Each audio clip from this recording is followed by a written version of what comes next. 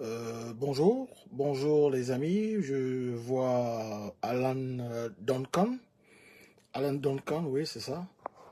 C'est le seul que je vois pour l'instant. Je sais que vous êtes deux à me regarder.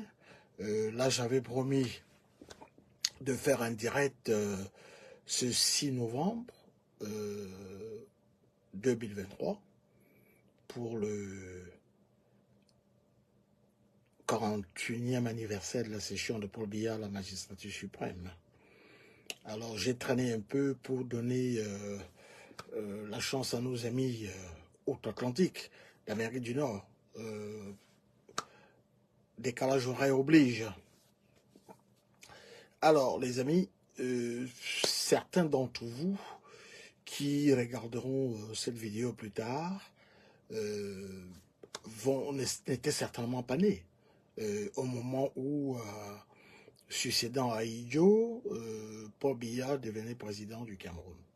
Deuxième président du Cameroun, moderne, puisque même s'il est vrai que André Marembida avait été le tout premier ministre du Cameroun autonome, du mois de mai 1957 à février 1958, après avoir été débarqué par le gouverneur Jean Ramadier, le tout premier président du Cameroun, le Cameroun moderne, c'était Amadou Ahidjo, suivi de Paul Biya. Je salue l'ami Élise Evans, professeur au Texas, qui nous regarde. Salut, on l'accueille. C'est pour vous qui vivez aux États-Unis que je fais des directs si tardivement. Décalage horaire oblige. Alors, Ahidjo, vous disais-je l'autre fois, avait démissionné le 4 novembre 1982. Et cette décision avait pris effet le 6 novembre de la même année. Alors, nous y sommes en plein, 41 ans jour pour jour. Est-ce que les Camerounais ont gagné au change? Quelques années après sa disparition, je veux parler du président Amadou Ahidjo, le tout premier président du Cameroun moderne, putativement père de l'indépendance, même si j'aimais volontiers cette appellation entre guillemets, parce que les partisans des nationalistes dont je suis vont vous dire que les vrais pères du nationalisme, ce sont les UPCistes.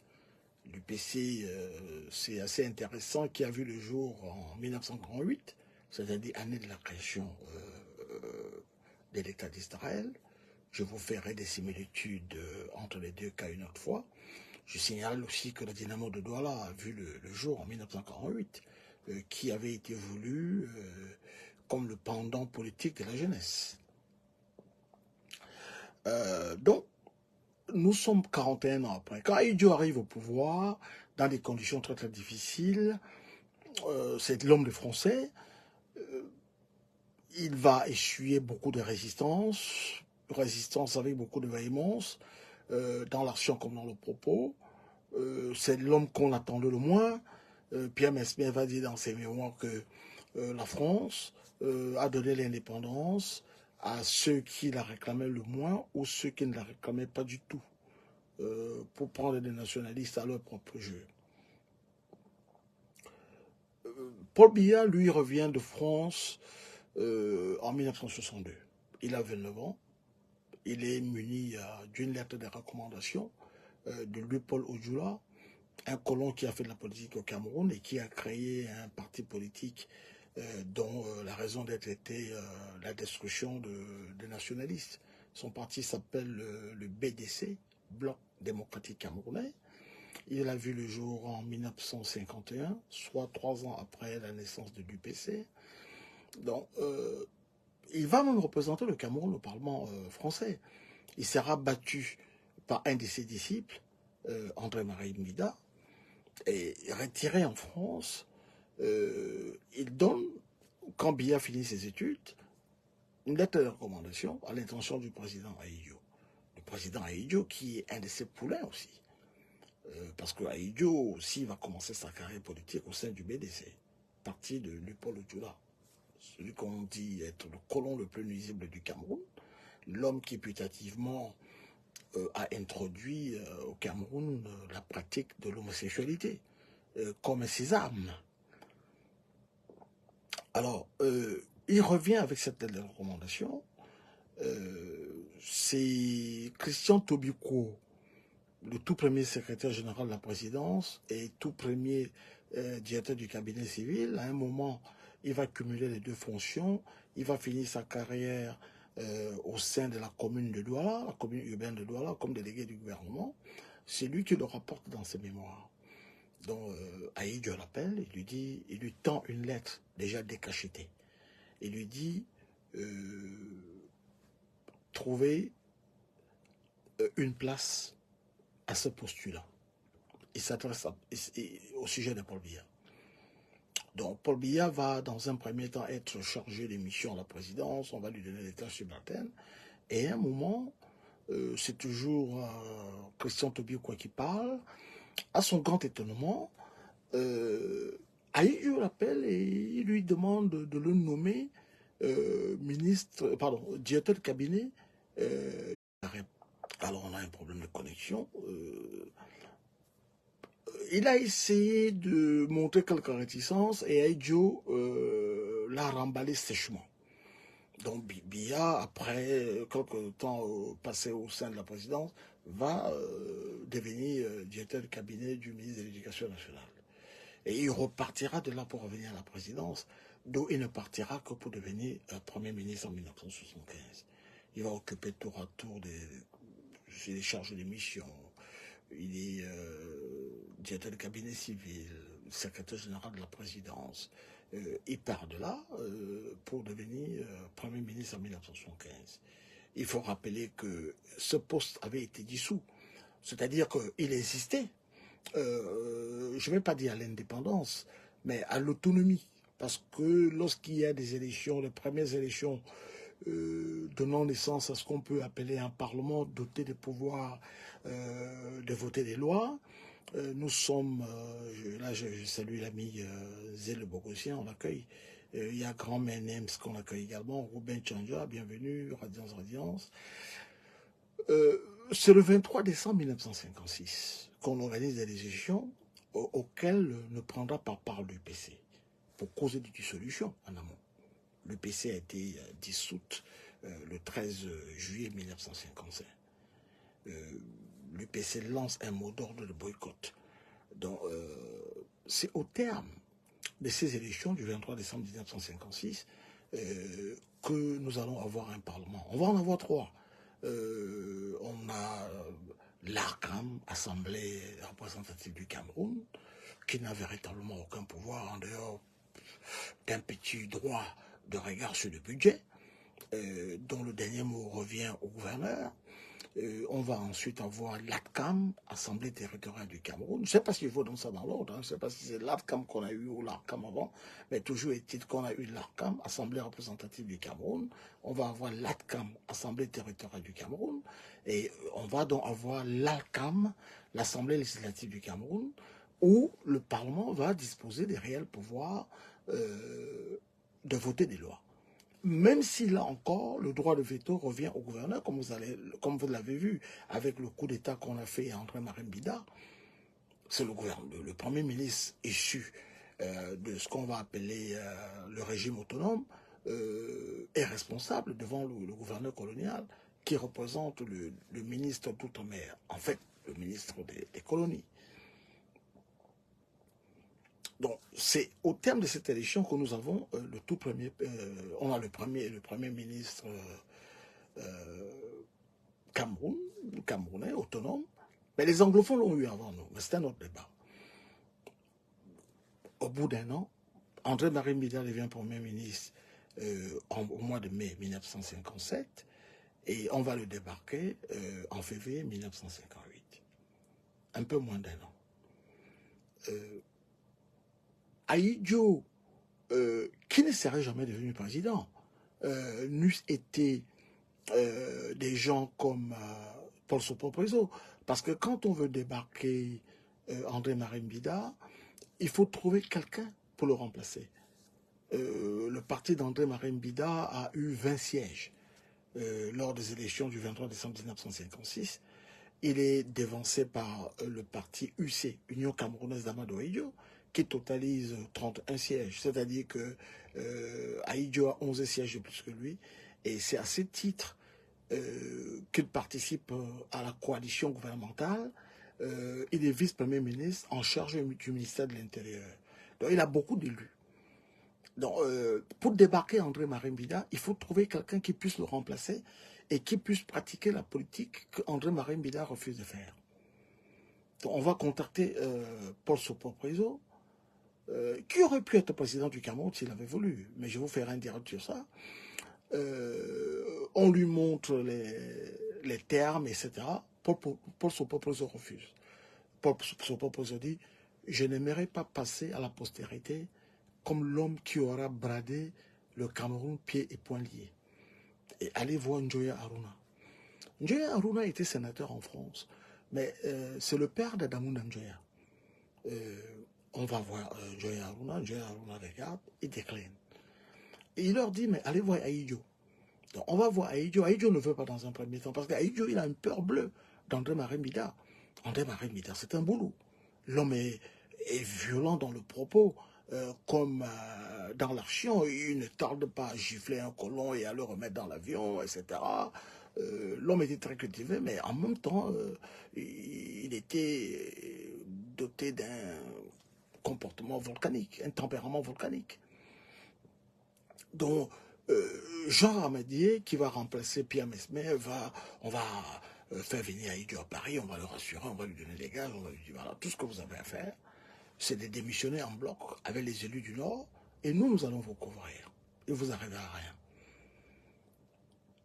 Donc, Amadou Ahidjo sait qu'il est illégitime au regard des sudistes. On lui a un peu forcé la main parce qu'il ne voulait pas faire la politique. C'est un Français industriel qui était au Nord qui va le pousser à se représenter. On va bourrer des urnes, etc. Mais il est conscient qu'il est illégitime par rapport à l'antériorité du combat nationaliste mené par les sudistes. Donc il a des résistances. Mais une fois arrivé aux affaires, il va essayer d'associer le plus grand nombre de personnes à la gestion. Et quand on lui recommande Paul Biya va le berner parce que Paul Biya fait semblant de ne pas s'intéresser à la politique. Lorsque Biya devient Premier ministre en 1975, le poste avait été supprimé parce que le Cameroun a son autonomie en 1957. Je parle du Cameroun francophone. Il va accéder à l'indépendance nominale le 1er janvier 1960. Mais pendant ce temps, les anglophones sont encore rattachés à la Fédération du Nigeria, même s'ils jouissent d'une certaine autonomie depuis la conférence d'Ibadan en 1950. Donc, les anglophones ne sont pas encore les francophones. Donc, lorsque le Nigeria accède à son indépendance en octobre 1960, et au mois d'octobre, au terme des accords de Fumban, je crois que c'est octobre 1961, une année plus tard donc, on va procéder à la Fédération des dieux Cameroun, de réunification.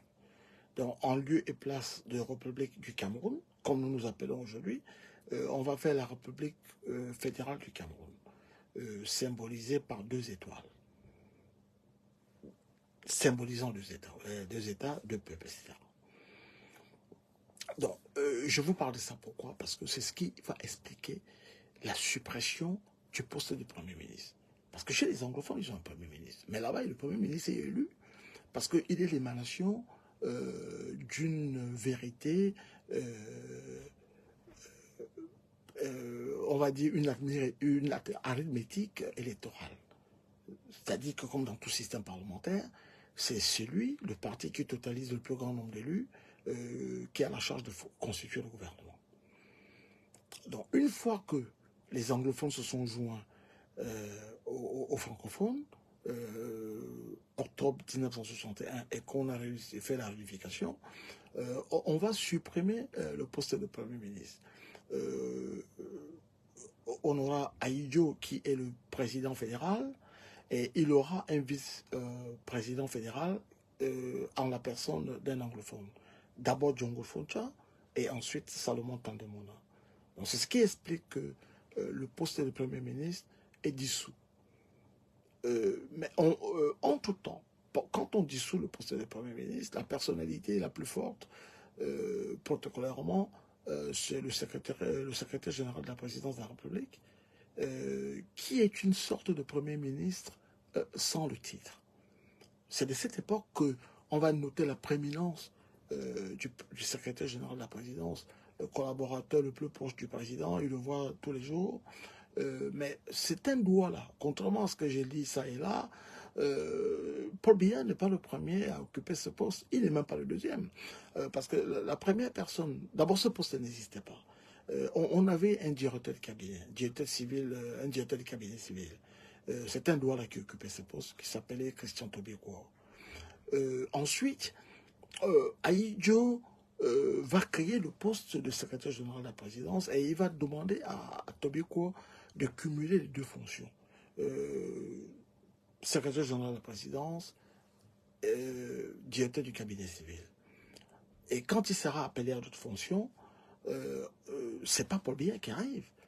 C'est quelqu'un qui s'appelle Zaché Mongoso. Parce que Paul Biya n'est que la troisième personnalité à occuper ces fonctions de secrétaire général de la présidence. Il va aussi les cumuler d'ailleurs. Donc, quand on supprime le poste de Premier ministre, la personnalité la plus puissante, le collaborateur chef de l'État, c'est le secrétaire général de la présidence. Mais étatiquement, protocolairement, la deuxième personnalité de l'État, c'est le vice-président fédéral. Djongo Foncha et Salomon Tandemona plus tard. Et la Constitution dit, en cas de vacance de pouvoir, par indisponibilité, par événement exceptionnel, par décès, par démission, l'intérim de la présidence de la République est assuré par le vice-président qui peut terminer le mandat et qui peut se présenter en son nom propre. Mais le vice-président est un anglophone. Salomon Tandemona. En 75 jours, enfin, on va nommer un Premier ministre. Mais le Premier ministre, constitutionnellement, n'est pas un dauphin. La Constitution prévoit que, en cas de vacance du pouvoir, c'est le président de l'Assemblée nationale, qui est alors un anglophone. En 1979, on n'a pas encore changé cette prédisposition. Il y a un congrès, je crois que c'est le deuxième congrès ordinaire de l'UNC, Union nationale camerounaise, parti unique, ancêtre du RDPC, se tient à Douala. Je crois que ça s'appelle le congrès de la maturité. Ahidjo avait pensé démissionner à cette occasion, mais les barons du Nord vont lui dire non, je ne pouvais pas partir comme ça, etc. Donc ça va retarder un peu. Il va faire des aménagements bon, par rapport à la retraite du président de la République, les avantages dont il doit jouer, etc. On nomme un Premier ministre en 1975, qui est Paul Biya. Mais la Constitution prévoit qu'en cas de vacances, c'est le président de l'Assemblée nationale, qui est un anglophone. Là-dessus, dans les entrefaites, Ahidjo se rend en France en visite privée, dans sa propriété de la Côte d'Azur à Mougins. Si vous connaissez la Côte d'Azur, on est sur les hauteurs de Cannes, à Grasse plus précisément. Dans la nuit du samedi à dimanche, il plonge dans le coma, pour des raisons inconnues. Valéry Giscard d'Estaing est président en France. Ça fait un an qu'il est... Enfin, ça fait 4 ou 5 ans qu'il est président. Il a été élu en 1974 à la mort de Pompidou. Son en 1979. Une fois que Ahidjo sort du coma, on le convoque à l'Élysée. Après les civilités, Valéry Giscard d'Estaing lui dit, voilà, quand vous rentrez au Cameroun, vous convoquez l'Assemblée nationale et vous leur demandez de procéder tout à fait cessante à une modification constitutionnelle. C'est-à-dire qu'en lieu et place du président de l'Assemblée nationale qui assure l'intérim, ça sera le Premier ministre. Aïdjo lui dit, mais pourquoi pas, machin. Giscard d'Estaing lui dit, mais, le président de l'Assemblée nationale, c'est un anglophone. Si vous arrivez quelque chose, c'est lui qui succéderait. Parce qu'en 1972, on a découvert le pétrole dans un anglophone. Nous sommes en 79. On a déjà fait l'unification. Parce que les Français vont pousser à l'unification parce qu'on a découvert le pétrole dans un anglophone. Donc, si on ne modifie pas la Constitution en 1979, on la laisse en l'état. Si le président est empêché, s'il décède brutalement, c'est le président de l'Assemblée nationale. Il se trouve que c'est un anglophone. Alors, il y a déjà des velléités de sécession du côté des anglophones. Parce que les anglophones estiment que ce qu'on a fait à Israël, enfin, ce qu'on a fait aux Palestiniens, c'est ce qu'on a fait aux anglophones du Cameroun. On ne leur a guère laissé le choix que de rejoindre le Cameroun francophone, la République du Cameroun, ou alors de rester rattachés au Nigeria. On ne leur a pas donné l'option de l'autodétermination. Certains parlent abusivement de référendum. Il n'y a pas eu référendum. Il y a eu un plébiscite. En droit international, ce n'est pas la même chose. On ne leur a guère laissé le choix de décider de leur sort, l'autodétermination, comme tel que reconnu par une charte des Nations Unies, tel que reconnu par la Déclaration universelle des droits de l'homme. Donc, les anglophones ont toujours les velléités, ils ne sont pas satisfaits. Donc, on s'est dit, voilà, si l'intérim était assuré par un anglophone, d'ici à ce qu'il fasse sécession, il n'y a qu'un pas qui les aiderait pas à franchir. Donc, on intime au président camerounais, Amadou Ayou, de rentrer au Cameroun et de procéder d'art à une modification constitutionnelle. C'est ce qui sera fait en cas de vacance du pouvoir, par indisponibilité, par décès, etc. Le Premier ministre assure l'intérim, il peut terminer le mandat et il peut se présenter en non-propre. Donc, la voie est ouverte pour Paul Biya. C'est Paul Biya le Premier ministre. Dans un premier temps, en 1980, c'est-à-dire une année après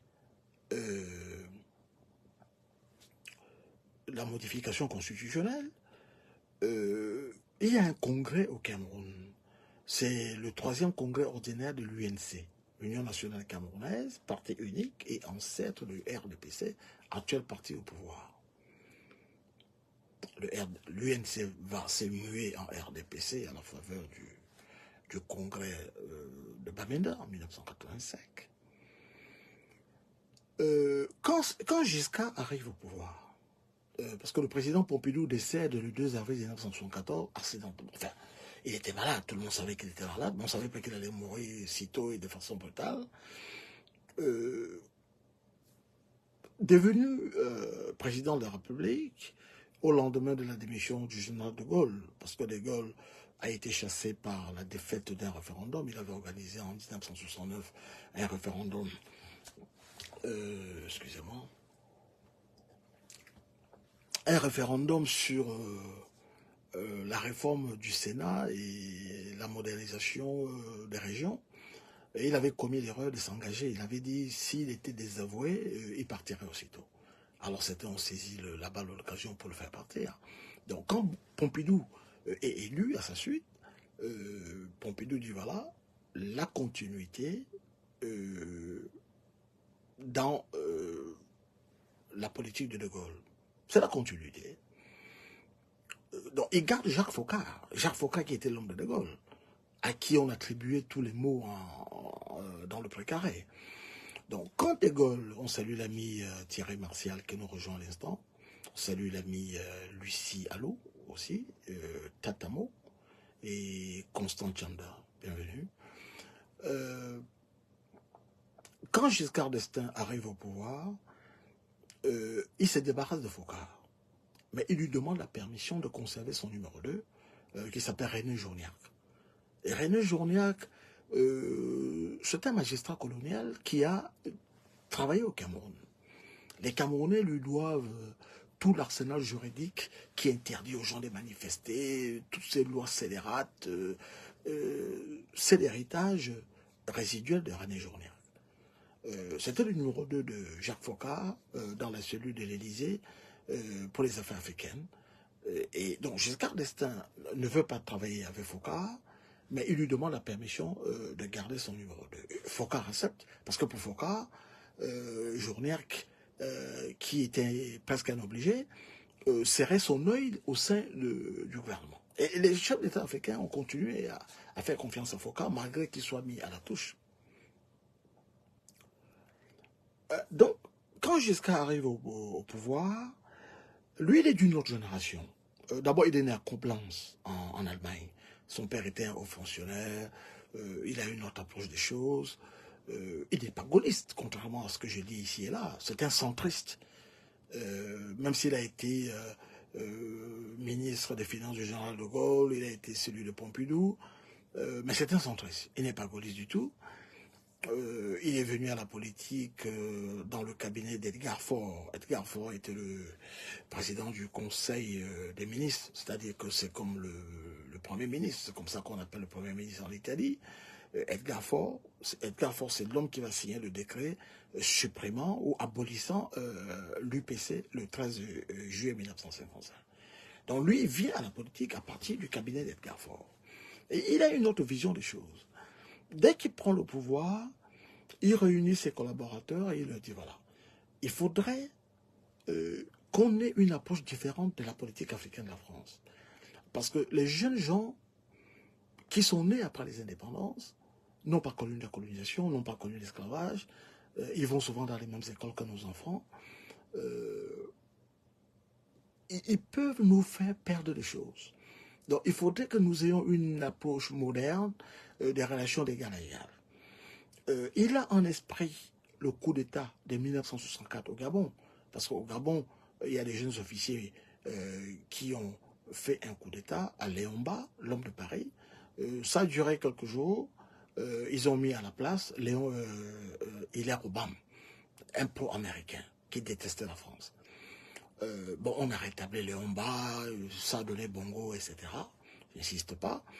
Mais donc Giscard était traumatisé par ça. Donc Giscard dit, voilà, j'envoie une délégation voir ce qu'on appelle les pères des indépendances pour leur dire de partir d'eux-mêmes, de céder la place aux jeunes. Aux jeunes, pour que nous ne perdions pas. Parce que nous sommes sous le contexte, nous sommes dans le cadre de la guerre froide. La plupart de ces jeunes lisent Karl Marx, ils lisent Lénine, ils ont des idées de révolutionnaires. S'ils prenaient le pouvoir de force, sans que nous anticipions le mouvement, ça en est fini pour la France. Donc, on commence par Dakar.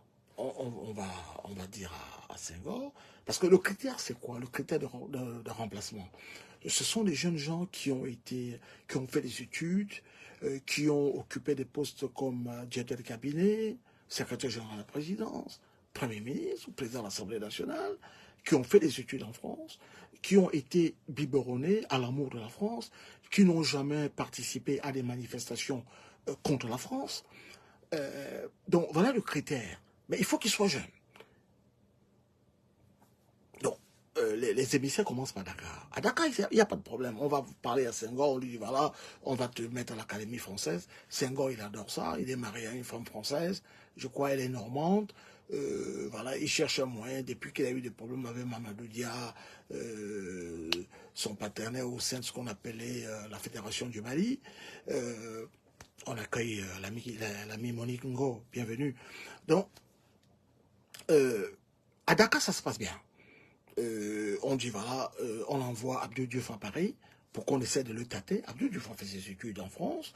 Il a été formé là où on forme tous les hauts fonctionnaires, l'école d'administration d'outre-mer, l'ancêtre des Sciences Po, en somme. Donc, il n'y a pas de problème. Il a été gouverneur, directeur de cabinet, à peu près le même parcours que Paul Biya. Donc, Senghor n'a pas de problème avec ça. C'est à Abidjan que ça va se gâter. Parce qu'à Abidjan, Houphouët-Boigny va réagir très mal. Houphouët-Boigny va dire, écoutez, allez dire à Giscard que la prochaine fois qu'il m'envoie une telle stupidité de message, c'est moi, Houphouët-Boigny, qui vais l'enlever. Qu'il se renseigne très bien. Lorsque moi, Houphouët, j'étais à William-Ponty à Dakar, parmi les Français, j'étais le seul qui portait le pantalon. J'avais une cardiaque et j'avais déjà de l'or. Je fais partie des 12 co-rédacteurs de la Constitution française qui permettent à ce connard d'être président et de me parler comme ça. Dites-lui d'étudier l'histoire de la France. Moi, Houphouët, j'ai été ministre d'État du général de Gaulle. C'est nous qui avons ramené de Gaulle au pouvoir en 1958. La prochaine fois qu'il me parle comme ça, c'est moi qui vais le débarquer. Et j'en ai les moyens. On rend compte à Giscard. Giscard, il se confond en excuses. Il vient à Abidjan, etc. Houphouët, pour le flatter, on va donner le nom d'une avenue qui porte son nom. Si vous connaissez Abidjan, boulevard Giscard d'Estaing, du côté de chez mes amis à Makori, là-bas, on va le calmer. Même quand on va renverser Bokassa, c'est Houphouët qui va l'accueillir, qui va essayer de calmer ses ardeurs, jusqu'à ce que Giscard d'Estaing lui manque de respect. Parce qu'il y a un sommet franco-africain à Nice. Et Giscard dit, Houphouët-Boigny demande à Giscard, bon, est-ce qu'on peut sursoir à ça? Parce que j'accueille le pape. Donc, j'accueille le pape et puis on fait... Giscard dit non. Alors, Houphouët dit, très bien, je lâche Bokassa. Donc, Bokassa a la voie libre pour parler des diamants, etc. Et c'est ça qui va coûter à Giscard sa présidence. Mais, dans le même ordre d'idée, ces émissaires vont arriver au Cameroun, on va expliquer à Ahidjo. Ahidjo va s'en aller. Ahidjo voulait partir depuis 1975. Donc Ahidjo est d'accord. Il faut mettre les modalités. Sauf qu'en 1980, le 6 février, a lieu à Bafoussam le 3e congrès ordinaire de l'UNC, l'Union nationale camerounaise, ancêtre du RDPC. Ce congrès doit avoir lieu le 6 février. Mais personne ne sait où est Ahidjo. Ahidjo est porté disparu. Certains disent qu'il est mort en France d'un cancer. Oui, Ahidjo souffrait d'un cancer. Il fumait du Craven. Craven A, c'est une marque de cigarette. Et on disait qu'il avait un cancer au poumon gauche. C'était des rumeurs. Vous savez, il y avait un seul organe officiel qui s'appelait Cameroun Tribune, avec la radio. Lui, il n'y a pas de télévision au Cameroun, donc les rumeurs, etc. Donc, Ahidjo est porté disparu. Certains disent qu'il est mort. Certains disent qu'il est en exil en Côte d'Ivoire. L'ambassadeur du Niger, doyen du corps diplomatique, arrivé en fin d'émission, comme c'est la tradition, le président de la République doit le recevoir à déjeuner pour lui faire ses adieux. Mais c'est Paul Biya, Premier ministre, qui fait ce truc. Les gens ne comprennent pas. Mais où est Ahidjo? Ahidjo est en Gandéré. Mais les gens ne savent pas. Pourquoi est-il en Gandéré? Il doit y rencontrer René Journiac, venu de Libreville, chez Bongo, pour mettre les dernières mains sur les modalités du départ d'Ahidjo et transmettre le pouvoir à Ahidjo, à Paul Biya. Donc, Ahidjo est en Gandéré en compagnie de l'ambassadeur de France. Ils vont s'entretenir avec René Journiac, qui va faire un cap à N'Djamena et mettre le cap sur Paris. On aperçoit l'avion à bord duquel est René Journiac et sa délégation. C'est un avion qui appartient à Omar Bongo. On aperçoit déjà le train d'atterrissage, c'est-à-dire les roues de l'avion. Et tout d'un coup, Ahidjo s'est levé par égard, parce que René Journiac, c'est son ancien patron. Je vous ai dit qu'il était magistrat au Cameroun, magistrat colonial. On entend un grand vacarme, et c'est la fumée. L'avion vient de s'écraser. Aucun survivant. On apprendra plus tard qu'on avait introduit, c'est Bokassa qui va le raconter, ça va être confirmé par d'autres sources, qu'on avait introduit à bord de l'avion une bombe, avec la complicité de Bongo. D'ailleurs, c'était l'avion de Bongo. Pourquoi, me direz-vous? René Journiac, c'est lui qui servait d'entre-gens entre l'impératrice Catherine, Bokassa, et Giscard.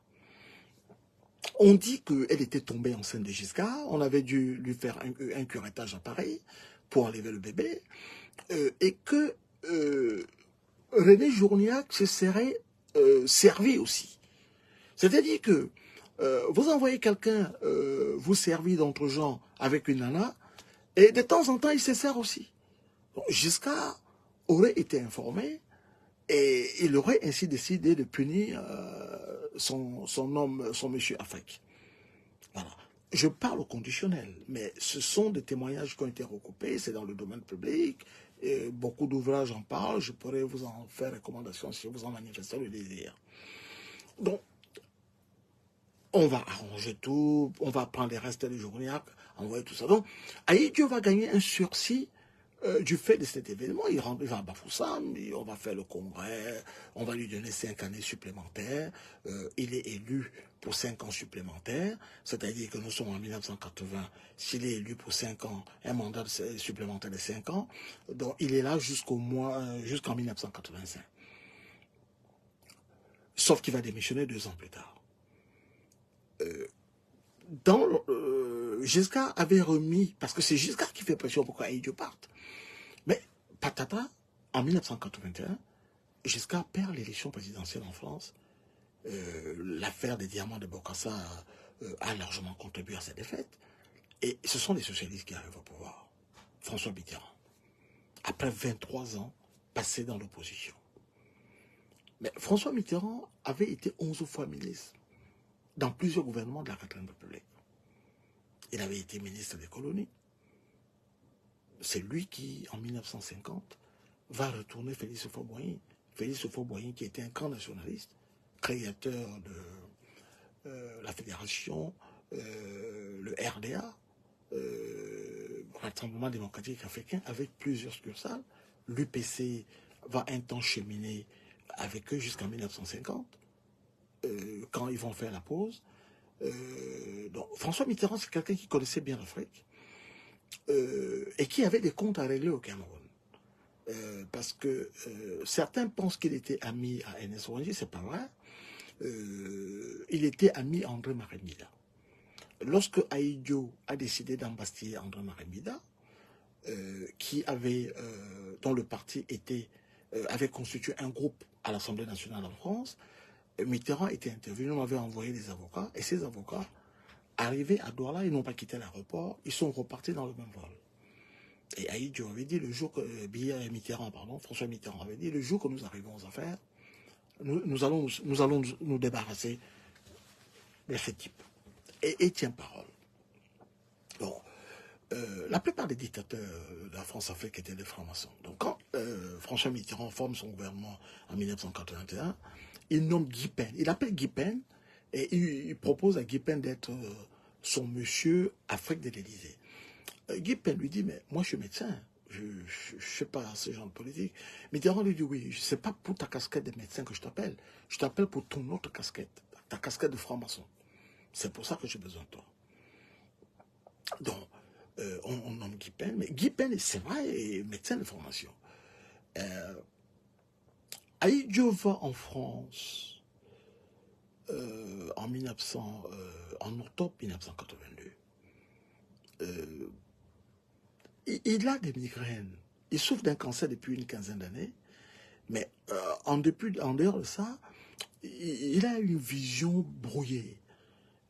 Il a des migraines, il a des pertes de mémoire, même sa femme le dit, vous pouvez regarder sur YouTube, sa femme dit, voilà, son aide de camp est venue me dire, Madame la Présidente, il y a quelque chose dont je me suis entretenu avec le Président, je viens lui rendre compte. Il me dit, non, il ne m'a jamais demandé une telle chose.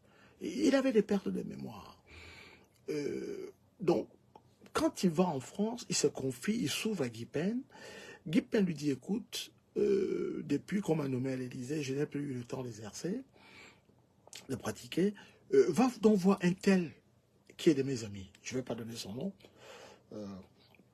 parce qu'il vit encore et il pourra me faire un procès. Donc, va donc voir un tel qui pourrait, qui peut t'aider. Donc, Ahidjo arrive là-bas, il lui dit, voilà, j'ai des problèmes, etc. Le monsieur les examine pendant 2 jours, il lui dit, écoute, vous avez une semaine à vivre. On ne peut plus rien faire pour vous. Vous avez une semaine à vivre. Mais je m'intéresse beaucoup à votre parcours. Je sais que vous admirez le général de Gaulle. Ce serait pas mal que vous partiez avec panache comme De Gaulle. Ahidjo a dit, bon, vous êtes vous? Je dis, oui, voilà. Donc, Ahidjo est venu en France avec sa femme, il va l'y laisser, il va retourner au Cameroun. Début novembre. Quand il arrive au Cameroun, comme d'habitude, on vient le chercher à l'aéroport. Comme vous voyez, Biya, il a perpétué la tradition. Quelque chose qu'on avait importé de France, c'est De Gaulle qui faisait ça, et tous les petits rois télé du précaré le font. Et dans la voiture, il demande qu'on fasse monter Biya pour le parcours. Il lui dit, écoute, j'ai décidé de démissionner et je pensais à toi. Ils vont faire une délégation. Biya va constituer une forte délégation. Il est en tête de la délégation. Il y a Aïssi Vaudou-Victor, ministre de l'administration territoriale, parce qu'on est équivalent du ministère de l'Intérieur. Il y a Delphine Tchanga, première femme ministre du Cameroun, ministre des Affaires sociales, etc. Beaucoup d'autres, Samuel Ebois. Et ils arrivent, Biya implore Ahidjo. Ahidjo leur a dit non, je suis très très malade. Les médecins m'ont demandé d'aller me reposer, il faut que j'aille me faire soigner. Biya lui dit non, monsieur le président, prenez le temps qu'il faudra, le temps nécessaire, allez vous soigner. Ahidjo lui a dit, mais ce n'est pas la conception que je me fais de l'État. Je serais en train de tricher avec le peuple camerounais si je restais à la tête de l'État alors que je n'ai plus l'effectivité du pouvoir. Je préfère m'en aller, je vous ai formés tous. Vous avez été à bonne école, la mienne, et j'ai confiance. Paul, j'ai pensé à toi pour me remplacer. Paul Biya feint de demander un délai de réflexion. Il demande 48 heures, et je lui dis, je t'en donne 24.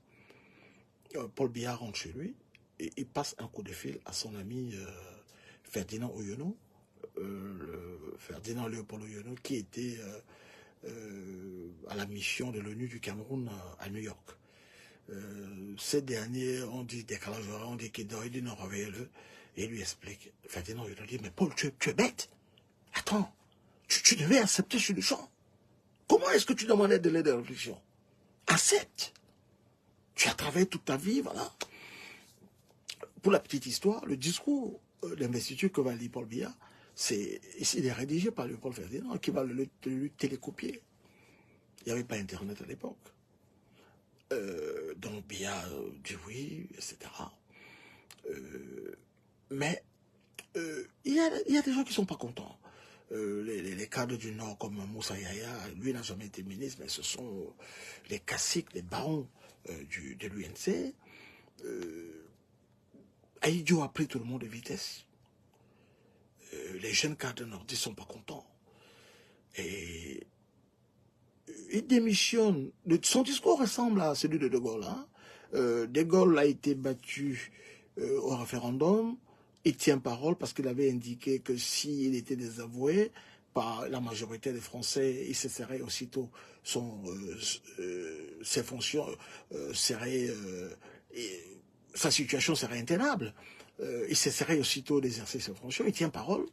Il dit voilà, c'est un communiqué à l'AFP, je décide de mettre fin à mes fonctions de président de la République française. Cette décision est faite aujourd'hui à 12h. Ahidjo va dire à peu près la même chose. J'ai décidé de démissionner. Ça, nous sommes le 4 novembre, jeudi, de mes fonctions de président de la République unie du Cameroun. Cette décision prend effet le 6 novembre, donc 2 jours plus tard, samedi. Parce que si jeudi, les Camerounais repartent, c'est un jour de semaine, c'est un jour ordinaire. Et le journal, la grande messe du journal de 20h, c'est le moment où les familles prenaient ils prenaient le repas ensemble.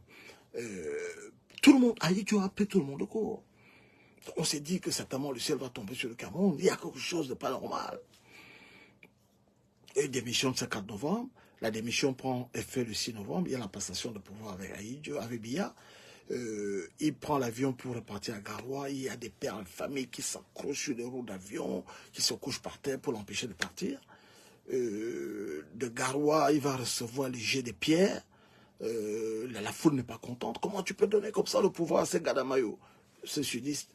Et le lendemain, il va en France retrouver son épouse. Donc voilà les conditions dans lesquelles Paul Biya. Mais Paul Biya a bien masqué son jeu parce que l'Élysée est impliqué là-dedans. On lui a fait avaler le truc. Lorsque Paul Biya était Premier ministre, on lui avait indiqué qu'il y avait des micros pour l'espionner. Il les voyait, mais il faisait semblant de ne pas les voir. Et il organisait des séances où des amis à lui venaient lui dire « Mais Paul, fais un peu de politique ». Et il leur répondait ostensiblement si le président Ahidjo m'a nommé ici, ce n'est pas pour faire de la politique, mais c'est pour étudier les dossiers et les soumettre à sa haute tension. Et Ahidjo, écoutez, mais ce qu'il oubliait, c'est que Paul Biya avait détecté ses micros et Paul Biya s'adressait à lui. Ahidjo disait « Voilà, j'ai réussi mon coup ». Parce que Ahidjo aimait bien Biya. C'est vrai que Paul Biya connaissait les dossiers, mais ce qui l'intéressait chez Biya, comme il va dire à sa femme, c'est que Paul Biya était politiquement vierge, pensait-il. Que Paul Biya était le moins sectaire de ses ministres, parce que quand il regardait les va-t-en-guerre comme Aïssi Vaudevittor, l'homme qui avait giflé Paul Biya dans son bureau en 1975, les deux hommes ont failli se battre et Biya, Ahidjo s'était interposé comme arbitre. Quand il voyait des gens comme Sabien Lesbois, qui avaient eu maille à partie en Konsamba avec des Bamileke sur des questions foncières, Paul Biya lui apparaissait celui qui était le plus, on va dire, le plus sobre, le plus réservé et le plus tempéré. Et il a même dit à sa femme que voilà, il n'est l'homme d'aucun réseau, il n'est l'homme d'aucune région, parce que ça faisait quoi, 6-7 ans que Biya n'avait pas remis les pieds dans son fief là-bas. Donc, Biya va réussir la double dichotomie à faire croire aux Camerounais qu'il est un homme nouveau quand il arrive aux affaires. Pourtant, ça faisait quand même 20 ans. Il a fait sa carrière dans les bureaux, dans les arcanes du pouvoir, dans l'antichambre du pouvoir et sous l'aile protectrice d'Ahidjo. Les Camerounais l'ont accueilli avec, on va dire, un préjugé favorable, parce que l'homme était très très discret. Quand vous lisez les mémoires de Samuel Lesbois, le président Ahidjo avait l'habitude de distribuer de l'argent dans des petites mallettes, et quand on en donnait à Paul Biya, il refusait. Il disait, voilà, mon salaire me suffit, etc. Je vous ai dit une fois ici que c'est le président Biya, le président Ahidjo, pardon, qui lui avait mis le pied à l'étrier à l'hôtel intercontinental à Genève en 1968, lorsque son ménage battait de l'aile. Et le président avait tout payé pendant un mois. Et quand il est revenu, Biya a calculé tout ce que ça avait coûté et allait déposer ça au trésor. Et quand Ahidjo l'avait convoqué, il lui avait dit non, monsieur le président, j'ai un salaire, je suis parmi les privilégiés, je trouve qu'il est indécent, etc. Donc, il a d'abord montré à Ahidjo qu'il n'était pas un homme du pouvoir, un homme assoiffé du pouvoir, qui n'était pas un homme d'argent. C'est un des rares ministres dont le nom n'avait jamais été cité dans les scandales, parce que sous Ahidjo, il y avait également des scandales.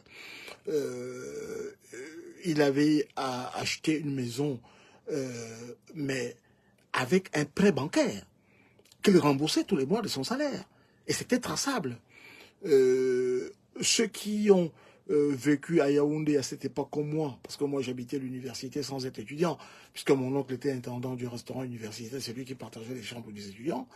Ceux qui ont vécu à Yaoundé à cette époque se souviennent d'avoir vu Biya faire du vélo dans Yaoundé, avec son ami Fofé, son futur ministre de la jeunesse et des sports. Voilà, il n'était pas rare de le voir dans un café prendre un verre avec des ministres nordistes. Il disait jamais rien. À un moment, Ahidjo a pensé nommer, faire d'Adamou Ndamjoya son dauphin. C'est Fauchivé qui raconte ça dans sa mémoire. Parce que Ahidjo était redevable, si Ahidjo est devenu président, si Jean Ramadier a approché Ahidjo pour lui proposer le deal, c'est grâce à Njoya Aruna, le papa d'Adamou Ndamjoya.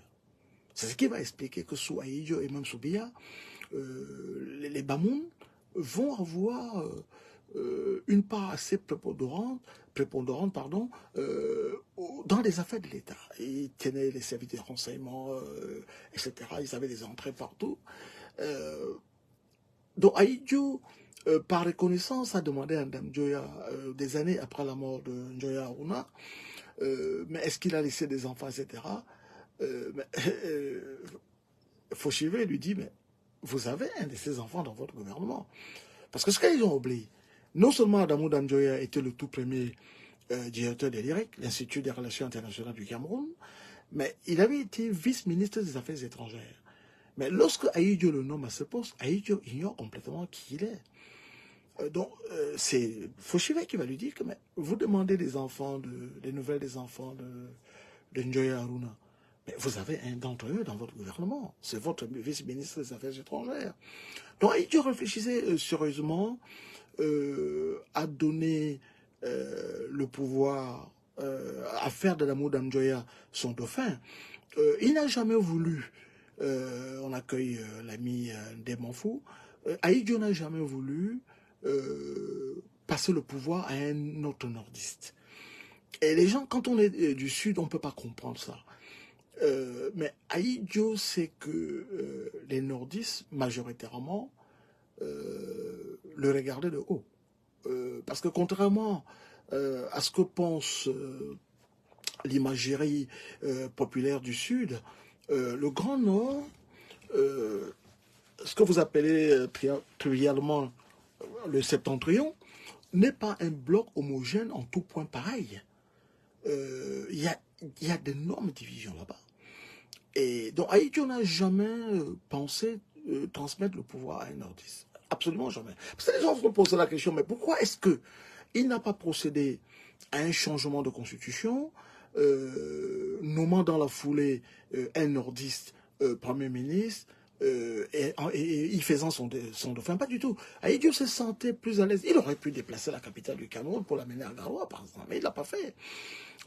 Parce qu'il était moqué chez lui au nord. Les nordistes étaient une espèce de miroir, ce qu'il avait connu, un miroir déformant qui lui rappelait la modestie de ses origines. Ahidjo était des pères inconnus, sa maman était une femme seule, merci aux frères Ndemanfou, syndicat du président du syndicat de partage. Tu parles en économiste, tu sais de quoi tu parles. Alors, Ahidjo était donc de père inconnu. Sa maman était une femme seule, ayant élevé un enfant seul. Et dans la tradition conservatrice des Lamido du Nord, c'était mal vu. Il y a des nordistes qui l'ont bravé. Je vous ai dit comment le Lamido de Marois, Yaya Daïrou, le traité publiquement de Ndjaloudjou, ça veut dire bâtard en peul. Même à Garoua, les Ayatou le regardaient. Donc Ahidjo, il aimait bien les gens du Sud. Il avait de l'admiration, contrairement à ce que peuvent penser certains, il avait beaucoup d'admiration pour l'UPC. La conviction du combat, la conviction on va dire des convictions, la conviction politique, idéologique des gens de l'UPC, des gens qui étaient prêts à mourir pour les idées auxquelles ils croyaient. Sa femme raconte dans YouTube que lorsque Ahidjo il y a eu l'affaire avec Monseigneur Ndompo, Ahidjo a dit je vais sauver la vie à Monseigneur Ndormo, je vais lui sauver la vie, mais je ne le respecte pas, je le méprise. Je vais faire tuer Ernest Wandji pour servir d'exemple, mais je le respecte. Je le respecte pour la constance de ses idées. Donc, vous voyez, Ahidjo, il a fait son parti UNC. Entre UNC et UPC, il n'y a que la lettre M qui change. Il avait beaucoup d'admiration. Et quand vous voyez les patrons, les capitaines d'industrie de l'Ouest, beaucoup doivent leur richesse à Ahidjo. Ahidjo qui disait, donnez-leur les moyens, parce qu'il fallait remplacer la bourgeoisie. C'est-à-dire qu'au lendemain du départ des colons, il fallait procéder à plusieurs remplacements. Il avait vu ce qui s'était passé en Côte d'Ivoire, il avait voulu faire le contre-pied au Cameroun, il fallait remplacer les cadres coloniaux par des cadres locaux. Donc, on formait les Camerounais à la va-vite pour remplacer les élites. Et c'était la même chose avec la bourgeoisie. Il fallait remplacer les bourgeois étrangers. Parce que, rappelez-vous, le Cameroun, n'était pas une colonie française. Le Cameroun n'était pas une colonie anglaise. Et c'est encore moins une colonie allemande. Le Cameroun était un protectorat. Donc, au lendemain de la défaite de l'Allemagne lors de la Première Guerre mondiale, le Cameroun va être placé par la Société des Nations, un territoire international, où tout le monde venait chercher aventure. Il n'y avait pas que des Français au Cameroun, il n'y avait pas que des Anglais, il y avait des Syriens, des Libanais, des Grecs, etc.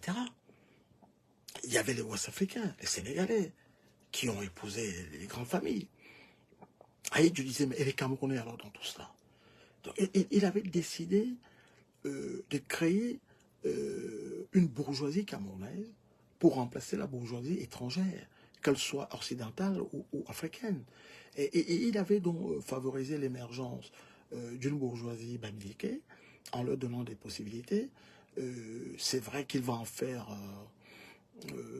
un terreau de clientèle électorale, mais il va faire la même chose au nord. Et il va grouper les hommes d'affaires de l'ouest et les hommes d'affaires du nord, et il va leur dire, pas de concurrence entre vous. Pas de concurrence entre vous. Le Cameroun est suffisamment riche pour tout le monde.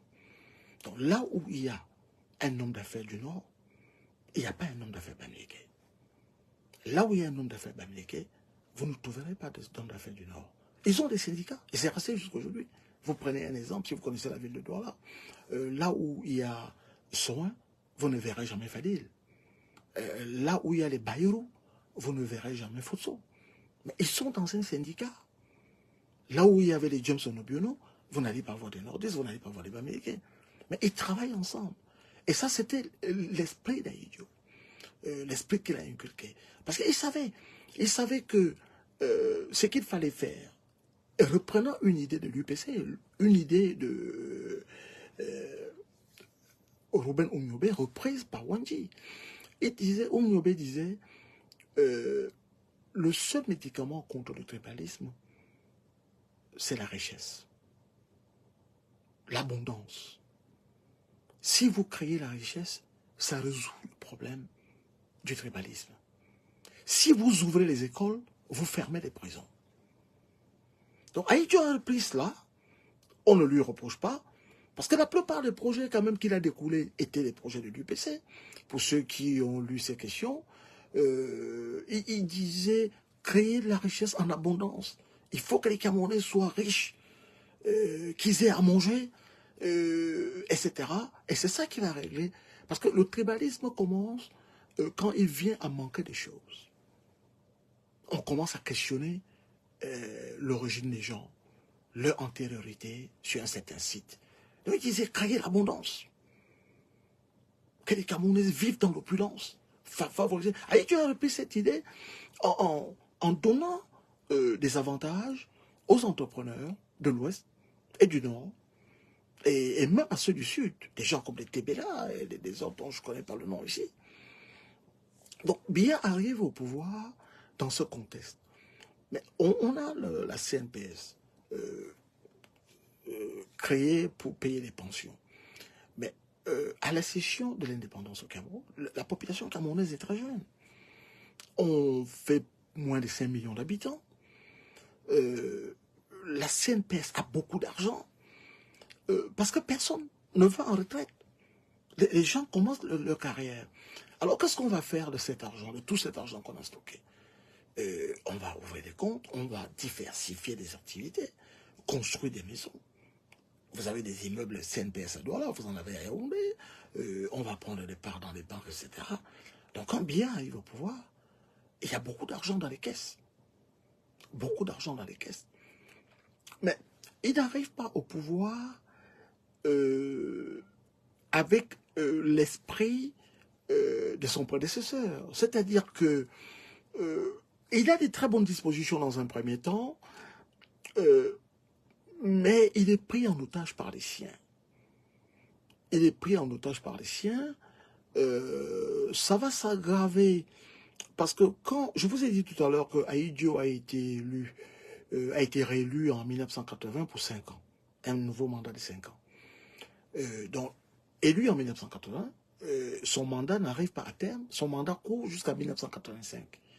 Alors, il démissionne en 1982. Donc, il a encore 3 ans à courir.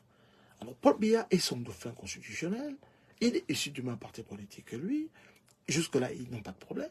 Donc, Biya doit terminer le mandat d'Ahidjo avant de se présenter à son nom propre. Il n'y a pas de parti politique, il y a un seul parti politique. Donc, personne ne va lui barrer la route.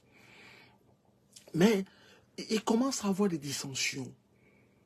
Ahidjo est reparti en France, il a été en Allemagne, fait une contre-expertise. On lui dit que les gens lui ont injecté le formol dans la mâchoire. C'est pour ça qu'il voulait parler, la parole ne sortait pas. On lui a injecté des asticots dans l'œil gauche.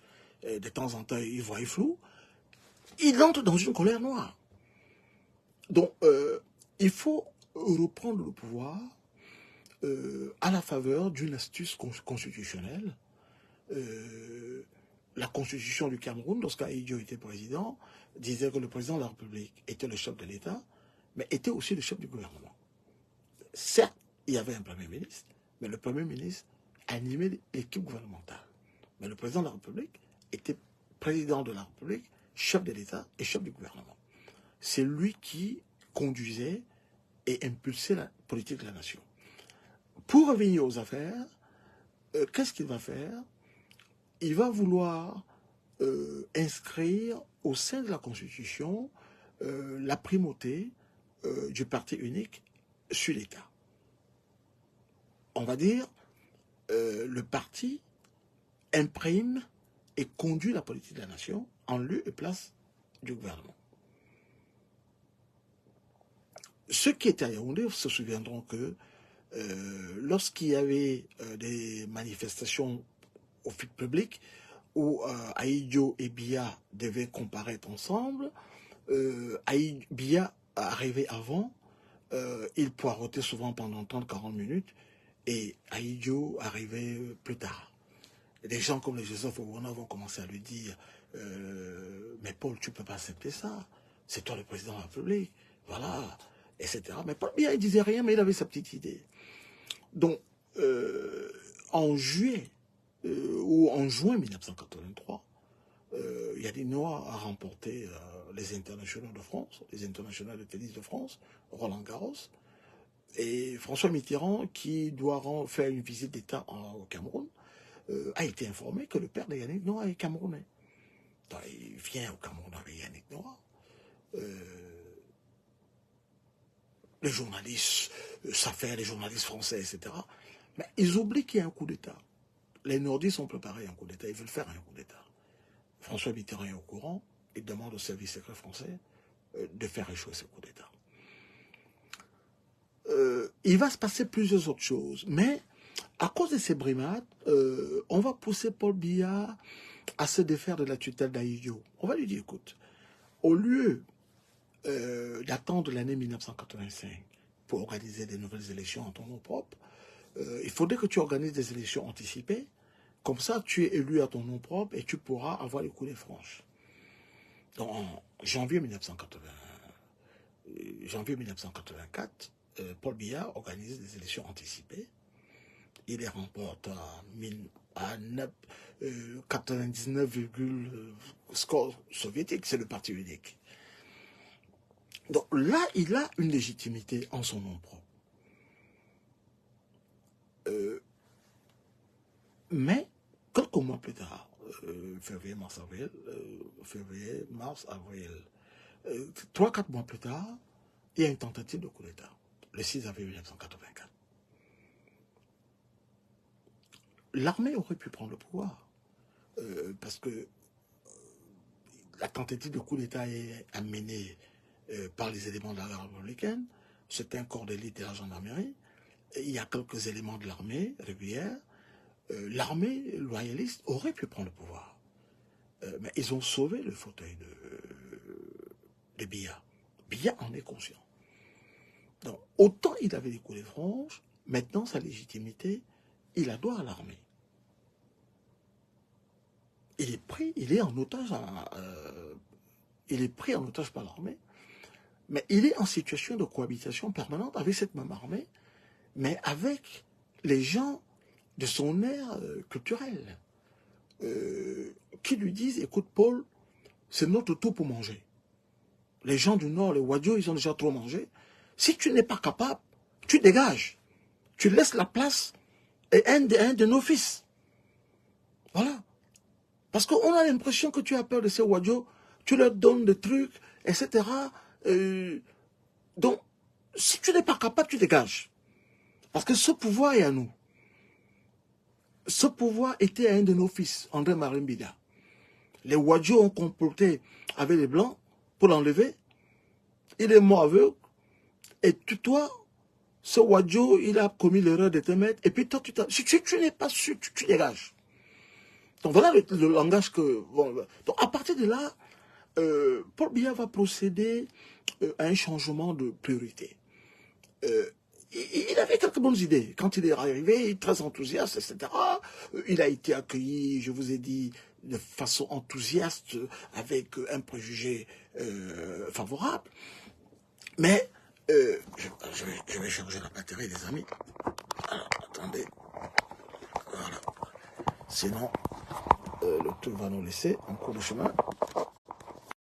Bon. Voilà. La batterie nous laissait déjà, alors j'ai essayé d'ajuster. J'espère que ça se voit bien. Voilà. Très bien. Donc, on lui dit, si tu n'es pas capable, tu laisses la place à quelqu'un d'autre qui peut faire l'affaire. Mais c'est notre tour pour manger. Les Bamileke, ils ont travaillé avec les Wadjo, eux, ils ont déjà mangé.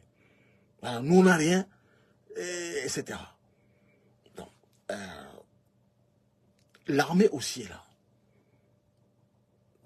Les militaires, ils font des affaires, ils ont des licences d'importation, du riz, certains ont des hôtels, des boîtes de nuit, des licences d'exploitation de la forêt, et bien des terrains.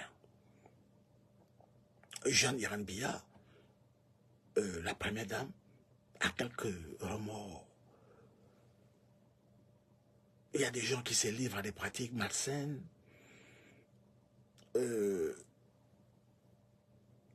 Sa femme va lui dire, écoute, il faut pas, on va l'éliminer.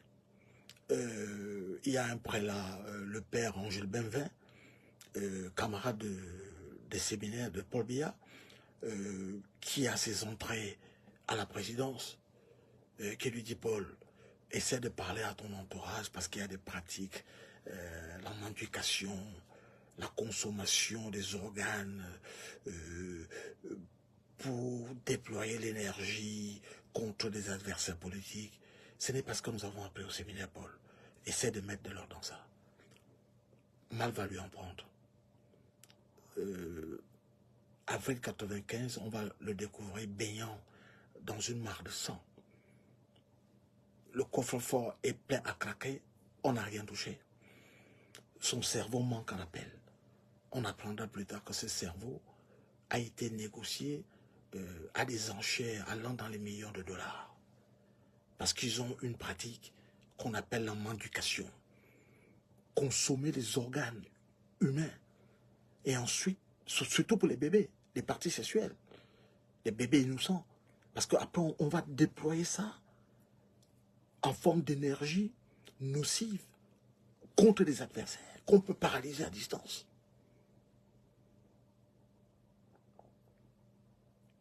Je vous parlais hier d'Israël. Pourquoi est-ce que le Cameroun, je reparlerai d'Israël, on a survolé le sujet hier, vous voyez que nous nous dépannons un peu avec le portable en attendant que notre dispositif habituel revienne en place. Les techniciens travaillent dessus, je les salue d'ailleurs. Pourquoi est-ce que le Cameroun est un des seuls rares pays qui ne vote pas des sanctions au Conseil de sécurité contre Israël? Quand on essaie de renverser Paul Biya en 1984, on lui a dit que au soir du 6 avril 1984, on a aperçu des agents des services secrets français venus de Libreville, des paras venus de Libreville à Yaoundé. Mitterrand était socialiste, il aimait Biya, oui, mais vous savez, en France, vous avez l'État dans l'État. C'est-à-dire que quand vous devenez président, comme François Hollande l'a été, Vous avez affaire à la forteresse Bercy. Ce n'est pas comme aux États-Unis que lorsque un président arrive, il remplace l'administration précédente de fond en comble. En France, lorsque vous êtes élu, vous nommez des ministres, vous faites ceci, mais vous avez le corps de l'administration. Ce sont des fonctionnaires. C'est eux qui font tourner la maison. S'ils ne vous aiment pas, ils vont vous mettre des bâtons dans les roues. Mêmement pour les services secrets. Les services secrets en France sont d'obédience gaulliste. Ça date de l'époque de la résistance. Donc c'était les amis d'Ahidjo. Ce sont les gaullistes qui ont mis Ahidjo au pouvoir. Donc ils voyaient Biya d'un très mauvais œil. Mais au courant de ça, excusez-moi,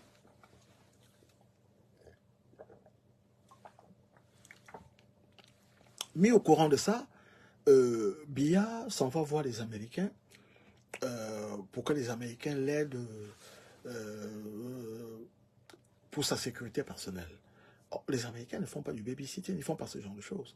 Les Américains peuvent vous enlever, peuvent vous destituer, mais les Américains ne protègent le régime de personne. Voilà. C'est dans ça qu'ils vont envoyer Biya aller voir Mobutu. Mobutu, dont la garde prétorienne s'appelle la DSP, la direction spéciale présidentielle,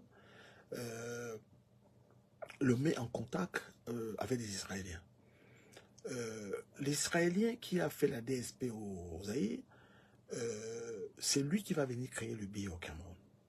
Et à ce jour-là, tous les anciens officiers retraités israéliens, c'est eux qui vont prendre le truc. Il va faire la connaissance d'un rabbin d'origine algérienne qui a une secte qu'on appelle la Kabbale. Il va introduire Biya au sein de la Kabbale et il va présenter Biya à un autre Israélien qui habille l'armée israélienne. Mais lui, il est basé à Genève. Et ils vont dire à Biya, écoute, tant que Israël sera à tes côtés, tu mourras au pouvoir. Donc quand on vote une résolution aux Nations Unies, au moment de voter, l'ambassadeur du Cameroun va aux toilettes, ou alors il fait semblant de dormir. Le Cameroun n'a jamais rien voté contre l'État d'Israël. La RDC dans ce cas, et je pense le Togo. Donc voilà les chers amis. Mais Biya, qu'est-ce qu'il a fait?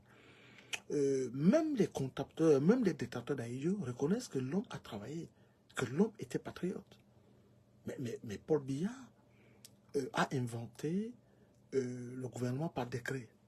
Il n'a pas besoin d'être là. La gouvernance à distance. Président omniprésent.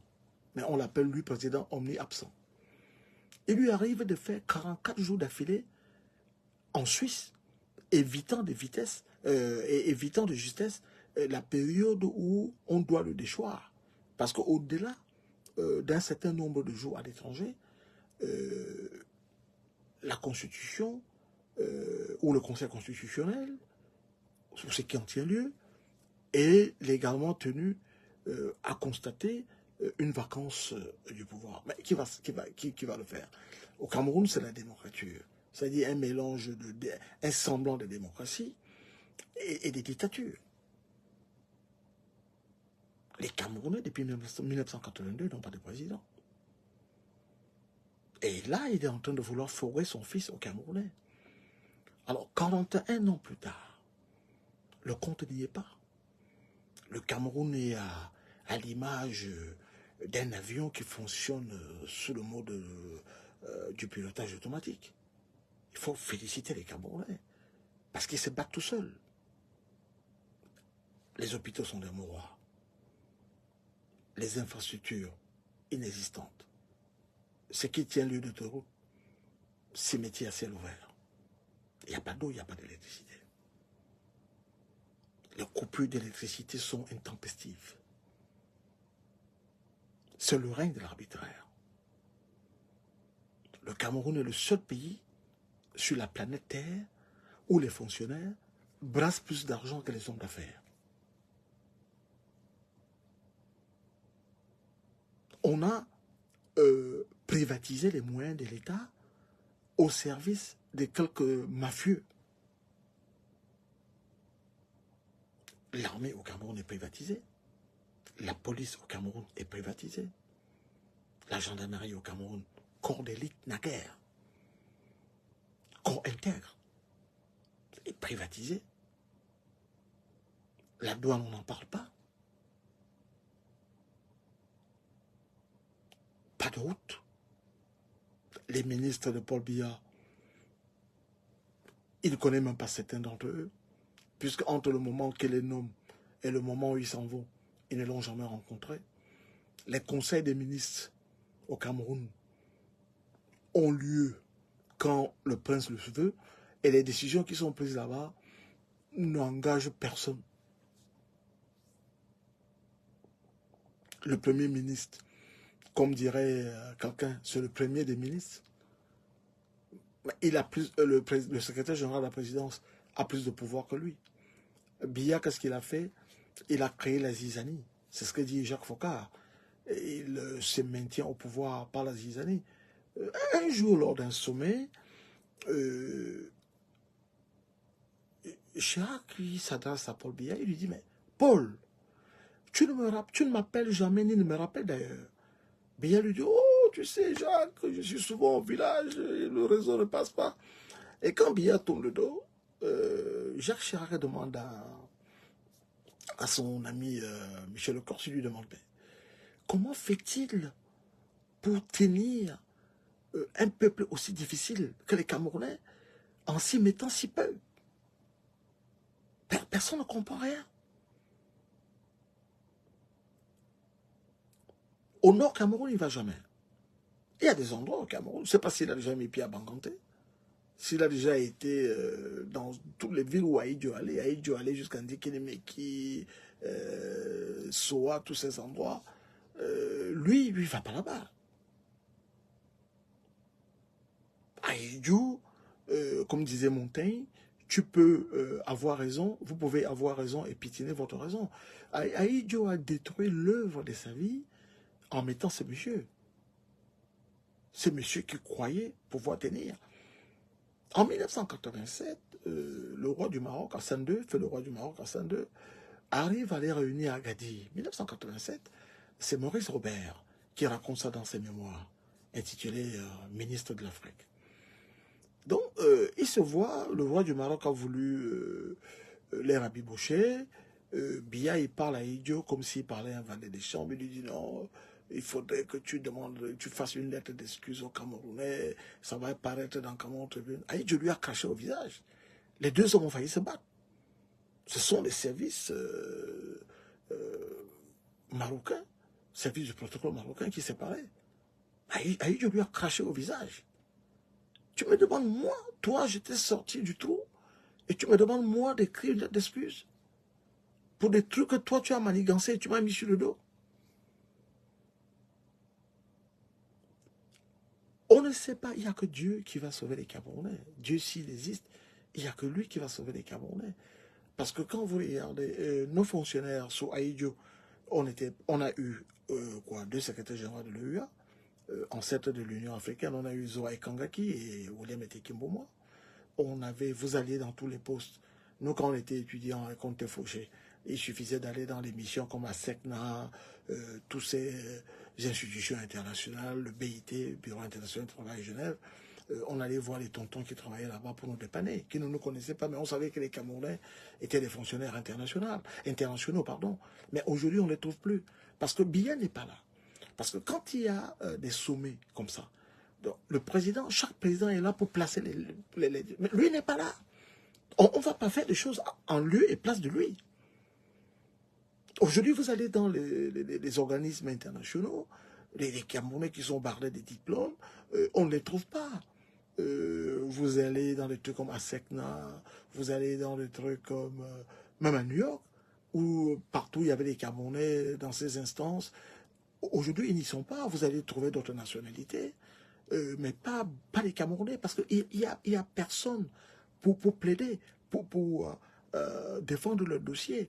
Parce que quand vous voulez, vous prenez le cas par exemple de Dominique Strauss-Kahn, lorsque il a voulu travailler au Fonds monétaire international, mais Sarkozy était président. Il fallait que Sarkozy soutienne sa candidature, qu'elle la valise. Parce qu'on ne peut pas vous nommer dans une instance internationale sans l'aval de votre gouvernement d'origine. Il s'était débarrassé de Georges Ngango, agrégé d'économie. Il a mis à la touche sans raison. Et à l'époque, le secrétaire général des Nations Unies s'appelait Xavier Pera de Cuellar, un Péruvien. Il lui a dit, bon, voilà, il a créé un poste à Nairobi et il a nommé le Camerounais. Le gars, il était à Douala, à l'aéroport. Fauchivet lui a arraché le passeport. On lui dit, il va nulle part. Et quand Biya le rencontre dans un sommet international à Genève, il lui demande, mais pourquoi est-ce que vous avez empêché Georges Ngango de venir à Nairobi? Biya lui dit, oh, vous savez, nous avons besoin de nos cadres. Hein? Nous sommes un petit pays avec un déficit du personnel. Il a mis là, c'est-à-dire que, non, Biya, c'est quelqu'un d'abord de très jaloux. Il est très envieux. Je vous ai dit à plusieurs reprises qu'il adore le végétariat à condition d'être la seule vedette. Mais quand vous commencez déjà à lui ravir la vedette, regardez ce qu'il a fait à Marafa. Il dit complicité intellectuelle. Ça existe où ça? Vous avez déjà vu ça dans quel... Regardez dans tous les codes de justice dans le monde. Il y a complicité intellectuelle, d'être détournement. Il ne supporte pas. Et c'est pour la même raison qu'il a arrêté Jean-Marie Atangana Mebara. Jean-Marie Atangana Mebara a été acquitté en 2012 ou 2008. Biya dit qu'il reste en prison. C'est le fait. C'est-à-dire l'État, c'est lui. C'est pour la même raison qu'il a arrêté mon ami Hubert Olanguema. Parce que le gars a été élu à la mairie de ça. Et Biya ne veut pas que quelqu'un se prévale d'une autre légitimité que celle qui vous confère. Il va vous créer des casseroles. C'est un jaloux. C'est pour les mêmes raisons qu'il a fait arrêter M. Pierre-Désiré Ngo, qui n'a rien détourné du tout. Ils ont bouffé de l'argent qui a été destiné à payer des fonctionnaires. Ils l'ont obligé à défaquer l'argent de la Caisse nationale de prévoyance sociale, l'argent destiné à payer des pensions, pour payer les fonctionnaires. Et comme l'autre avait créé l'Institut Paul Martin Samba, parce que les boulous des Samélima ont toujours eu un complexe vis-à-vis des boulous de Bolova. Je vous rappelle que Bolova, c'est la patrie de, comment on l'appelle, Abel Yinga, l'homme qui a présenté Jean-Iran Biya à Paul Biya.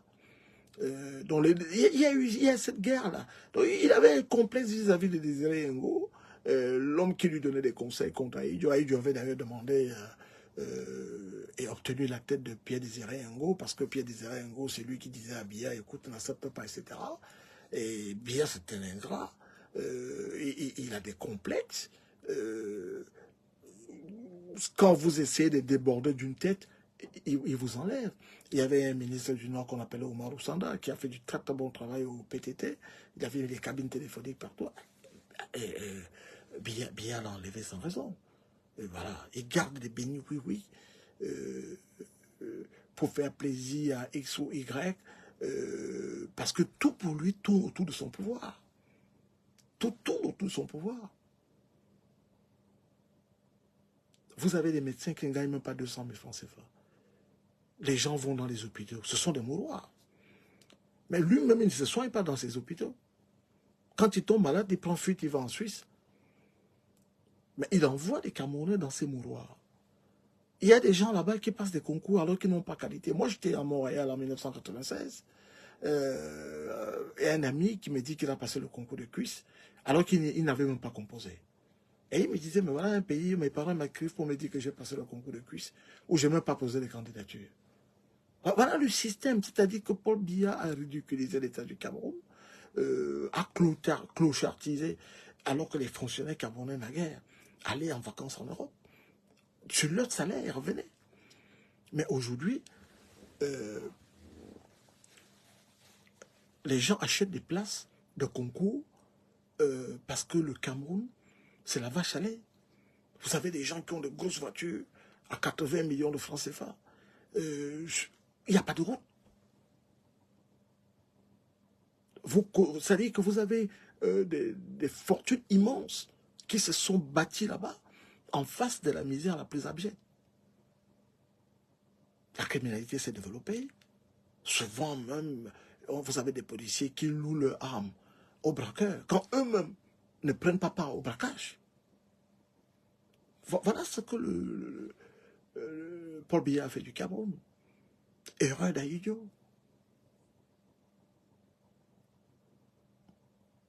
L'héritage malheureux que Ahidjo nous a légué. 41 ans, ça fait 41 ans que ça dure.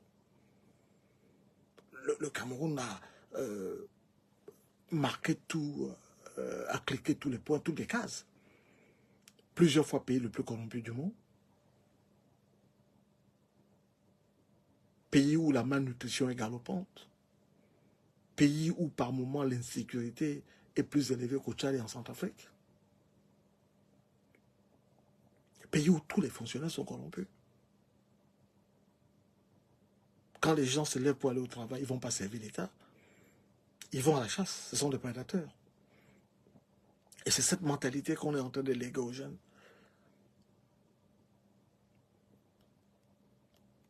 Vous avez pléthore d'églises, des églises du réveil, des véritables nids de bandits. Vous avez des lieux de perversion de mœurs, des bars à tous les carrefours. Vous avez même souvent des bars en face des écoles, pas loin des hôpitaux, des boîtes de nuit partout. Voilà l'héritage. Voilà ce que Paul Biya va laisser au Cameroun. Il avait l'habitude de dire qu'il partira dans l'histoire comme l'homme qui a apporté la démocratie au Cameroun, mais il restera dans l'histoire comme l'homme qui a criminalisé le Cameroun, l'homme qui a appauvri le Cameroun, l'homme qui a détruit l'éducation au Cameroun, l'homme qui a fait la promotion des sectes criminelles. Dans tous les hôpitaux au Cameroun, ils ont une section où on prélève les organes. On détourne les bébés des gens, au fin d'extraire les organes. Tout le monde est au courant de cela. On sait qui sont les commanditaires. Mais on ne dit rien. Voilà le Cameroun dans lequel Biya, le Cameroun que Biya va léguer aux gens. Un pays au bord de la banqueroute, endetté de partout. Un pays dont on a bradé le patrimoine aux Chinois. Voilà le Cameroun, mes chers amis, que Paul Biya va laisser à ceux d'entre vous qui ont moins de 25 ans. Un pays où plus de la moitié de la population a moins de 25 ans. On est gouverné par des vieillards. On a la momie là, qui est à l'Assemblée nationale, qui marche à peine. On a l'autre momie au Sénat, qui marche comme un robot mécanique. On a l'autre bandit là, qui est au Conseil constitutionnel, qui fait caca sur lui là. On a un président de la République qui n'a pas plus de 2 heures de lucidité par jour. Dans un pays où plus de la moitié de la population a moins de 25 ans. Un pays où les jeunes sont talentueux. Voilà le Cameroun que Biya va laisser aux gens. Mais c'est un pays qu'il faudra reconstruire. Un pays qui souffre de toutes les tares, où on a injecté le venin du tribalisme en guise d'argument politique. La prostitution, il y a des gens qui se prostituent à partir de l'âge de 14 ans. L'homosexualité est rampante, encouragée. Puisque c'est devenu un sésame, le droit de cuissage ou de préemption. Vous avez vu Roméo Dika, un artiste qui a fait une prestation, il s'en va prendre son cachet, on lui donne le peignoir pour le passer à tabac. C'est quel genre de pays ça? Il y a des gens qui n'ont pas le niveau du baccalauréat, on les envoie à l'ENAM. C'est la mangeoire. Les femmes mariées vont en Suisse pour arrondir les fins du mois. Les maris acceptent ça. Ils restent avec des petites... et c'est la femme qui est partie Ça, c'est quel pays? Vous allez laisser quelle moralité aux gens? Un pays où la méritocratie républicaine, naguère acquise sur les bancs, a foutu le camp. C'est le gangstérisme. L'institutionnalisation de la criminalité au plus haut niveau de l'État. À tous les stades des institutions. Vous avez des Camerounais qui vivent ici, des filles qui travaillent dur, elles gardent les chaussures à leur petit frère, à la douane, à l'aéroport, on arrache tout. Il faut payer. Vous n'avez pas de carte de vaccination, ils viennent avec une aiguille rouillée et on vous demande 10 euros. Voilà l'État. C'est-à-dire qu'il faudra que ce pays change, mais il ne peut pas changer sans la violence. Il faudra un soulèvement. Ça prendra le temps que ça prendra, mais les gens vont se soulever parce que vous qui êtes nés sous Biya, vous pensez peut-être que ces choses-là sont normales. Nous sommes des enfants d'Aïdio. Aïdio n'était pas un saint, mais ça ne s'est passé pas comme ça. Vous avez des enfants qui passent la licence, on a des neveux, des nièces qui vous écrivent. Ils ne peuvent pas faire 3 lignes sans plusieurs fois de syntaxe. Vous avez des enseignants, ils n'ont d'enseignants que de nous. Ils écrivent n'importe quoi, parce qu'ils ne sont pas formés. Et c'est ces gens-là qui vont aller enseigner vos enfants. Vous vous attendez à quoi? C'est bien qui a installé le règne de la médiocrité. Au Cameroun, on félicite les médiocres, on récompense les médiocres. Là, j'ai vu une polémique depuis hier, vous aussi, je suis sûr, où une artiste se plaint de ce qu'on a mis tête d'affiche pour une campagne de la Camtel Fally Ipupa. Mais ceux qui ont de la mémoire, parce qu'au lieu de vous plaindre, mais travaillez. Parce que les artistes camerounais ne travaillent pas. Moi, je n'écoute pas leur musique. J'écoute des anciens, comme Charles Lembé. Mais de notre époque, les gars travaillaient. Mobutu avait sélectionné Francis Bébé pour un tube qui faisait la campagne de Ezaï. Quand vous alliez à Kinshasa, cette chanson s'appelle Kinshasa. C'est ce qu'on joue dans Ezaï. Donc, ce n'est pas une affaire de nationalité. On a pris Magic System. Son tube, c'était l'hymne officiel de la délégation, de la Fédération française de football, la Coupe du Monde en Russie. Il n'est pas français. À l'époque, quand les gars travaillaient, on avait pris Eboaloté, on avait pris Gauthier François pour faire la promotion de la caméra. On avait pris Manu Dibango pour faire la campagne de Toyota Corolla. Parce que les gars chantaient, les gars travaillaient. Mais aujourd'hui, vous ne travaillez pas. Vous avez des danses obscènes avec un vocabulaire ordurier. Et c'est ça qu'on va vous sélectionner pour faire quoi? Pour servir d'exemple à la jeunesse?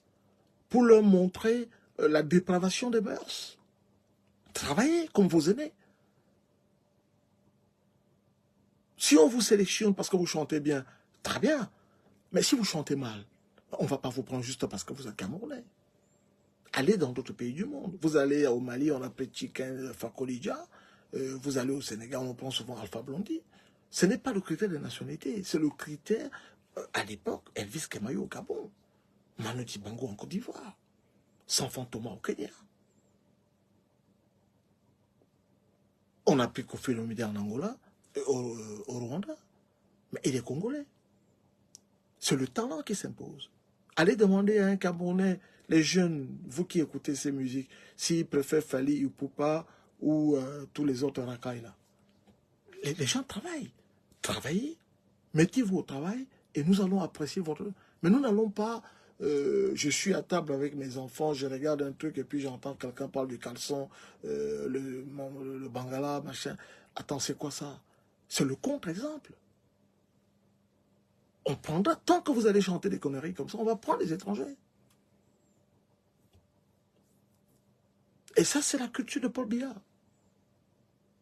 Il endort les Camerounais dans les histoires de football, dans des histoires de cul, et ses amis s'en mettent plein les poches. Sois idiot. Un type comme Ferdinand Ngongo, on l'a convoqué parce qu'il a volé l'argent. L'argent de la canne et du Covid. Il a été convoqué pour être entendu. Les Mébara sont en prison parce qu'on estime qu'ils ont prélevé l'argent, vrai ou faux, mais voilà le motif officiel. Mais quelqu'un, l'homme à la punk, on le convoque, il dit, moi je pars pas. Venez me chercher. Et bien il a dit, oui, tu peux dormir tranquille. Il n'y va pas. Il y a une justice pour certains Camerounais et il y a un autre type de justice pour d'autres Camerounais. Le petit enfant qui est au CM1, en 6e, quand il voit ça, qu'est-ce qu'il se dit? Il s'est dit, mais je peux tuer. Rien ne va m'arriver à partir du moment où je suis du RDPC, à partir du moment où je connais Ngongo, à partir du moment où Ngongo soit avec ma soeur, je peux tuer, rien ne m'arrivera. Voilà le pays que nous lègue Paul Biya. Un pays où tout est à faire. Je ne vais pas dire refaire parce que rien n'a été fait. On a cassé ce qu'Aïdjo a laissé. Les dernières paroles d'Aïdjo, c'était quoi? Comment en sont-ils arrivés là? Qu'ont-ils bien pu faire avec ce que nous leur avons laissé?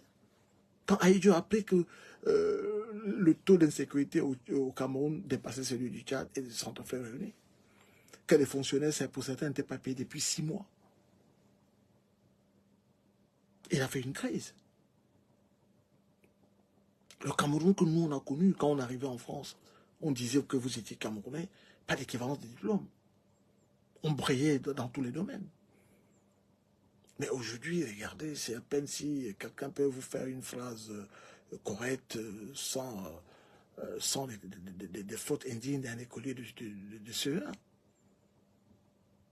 Voilà l'héritage que Biya va laisser aux Camerounais.